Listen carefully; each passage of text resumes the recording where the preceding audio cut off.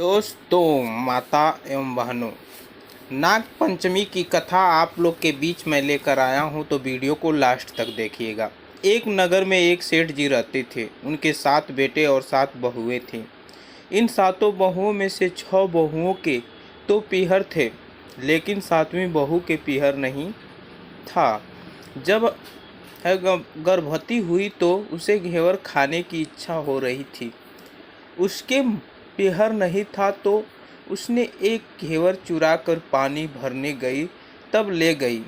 वहां जाकर पेड़ के नीचे घेवर रख दिया और सोचा कि पानी भरकर आराम से घेवर खा लूँगी। जब वह पानी भरकर घेवर लेने आ गई तो वहां घेवर नहीं मिला। उस पेड़ के पास एक बॉबी थी, उसमें एक नागिन रहती थी। वह नागिन भी उस समय गर्भवती थी। घेवर को देखकर नागिन की इच्छा उसे खाने की हुई और उसने घेवर खा लिया। उस नागिन ने सोचा कि यदि साहूकार की बहू मुझे गाली देगी तो मैं उसे डस लूँगी, और यदि कुछ नहीं कहेगी तो इस बिना पीहर की पीहर दिखा दूँगी। साहूकार के बेटों की बहू ने कहा कि शायद कोई मेरी जैसी ही होगी जिसने यह घेवर खा लिया होगा।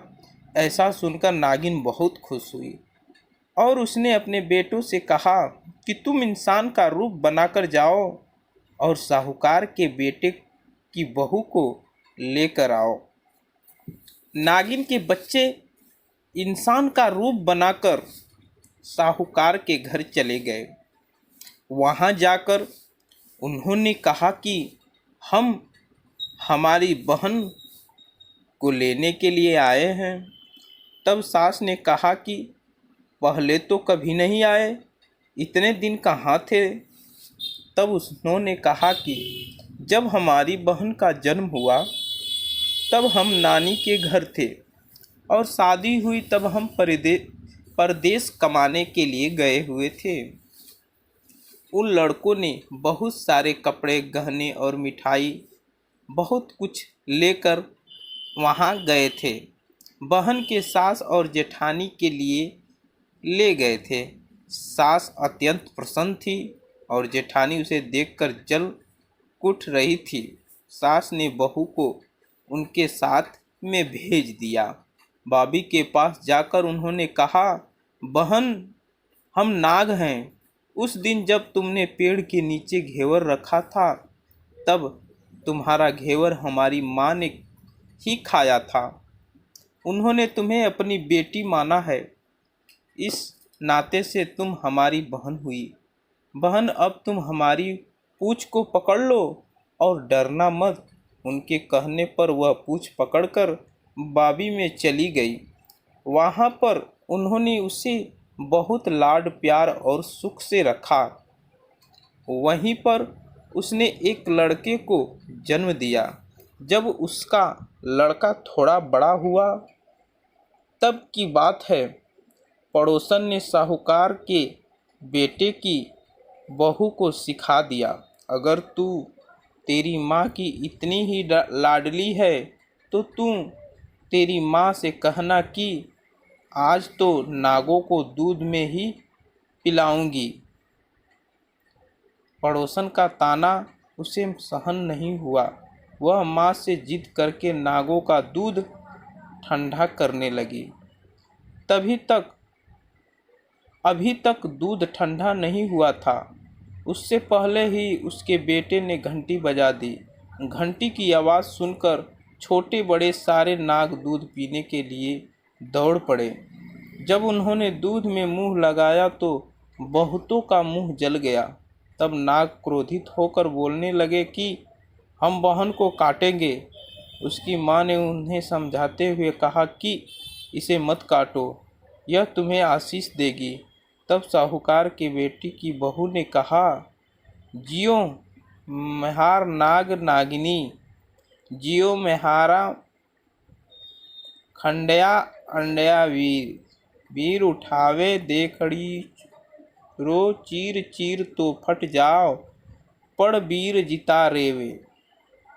थोड़े दिन बीत जाने के बाद पड़ोसन ने फिर से ताना मारा कि यदि तेरी माँ तुझ पर विश्वास करती तो तुझे 7वें कोटे की चाबी देती।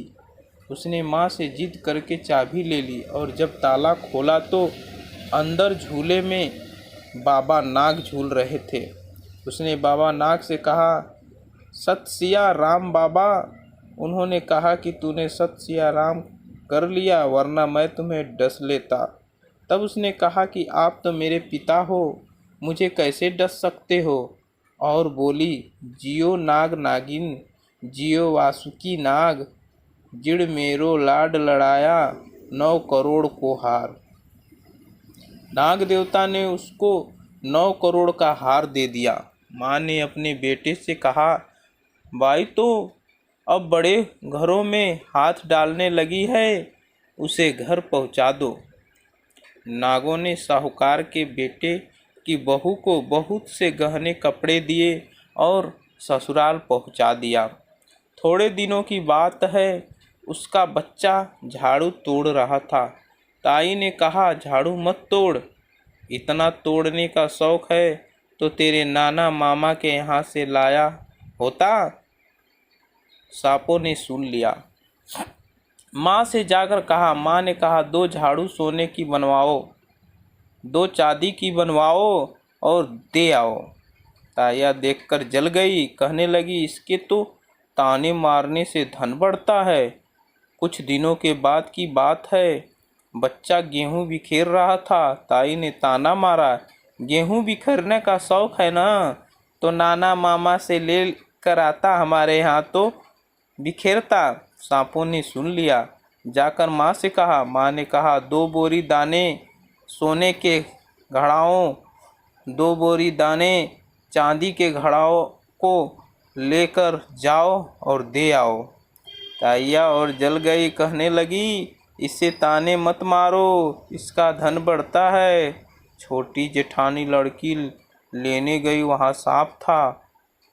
उसने सोचा सबसे छोटी को भेजना चाहिए, सांप उसे खा जाएगा तो मुसीबत मिट जाएगी।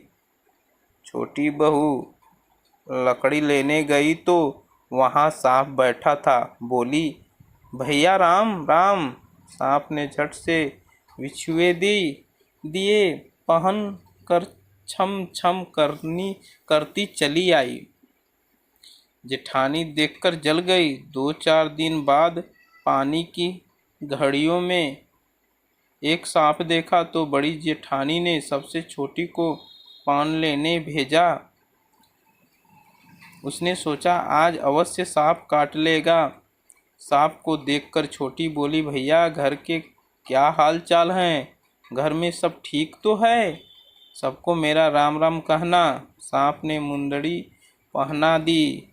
जेठानी फिर जल गई, उड़ गई। उसका पति दुकान से आया तब सिखा दिया कि तेरी बहू के तो सांप बिच्छू से दोस्ती है। साहूकार का बेटा अपनी औरत से रात को कहने लगा, सच सच बता, सांप बिच्छू तेरे क्या लगते हैं जो तुझे काट खाने के बजाय गहने देते हैं। बहू ने कहा, वो तो मेरे भाई भतीजे लगते हैं। फिर उसने सारी बात अपने पति को बताई। पति ने कहा, तो क्या तेरे भाई भतीजे तुम्हें ही बुलाते हैं, कभी अपने जवाई को यानी हमें तो बुलाते नहीं। आने कोने में छुपे सांपों ने बात सुन लिया तो जाकर अपनी माँ से कहा। माँ ने कहा, दोनों को बुला लाओ। वे इंसान का रूप बनाकर दोनों को और उनके लड़के को बुला कर लाए। तो दोस्तों, आने वाली वीडियो में मैं ये पूरी कहानी सुनाऊंगा। तो आज के लिए इतना, काफ़ी लंबी वीडियो हो जाएगी, तो चैनल को सब्सक्राइब करके ऑल का बटन ऑल पे सेट कर लीजिएगा। आज के लिए इतना ही। जय हिंद।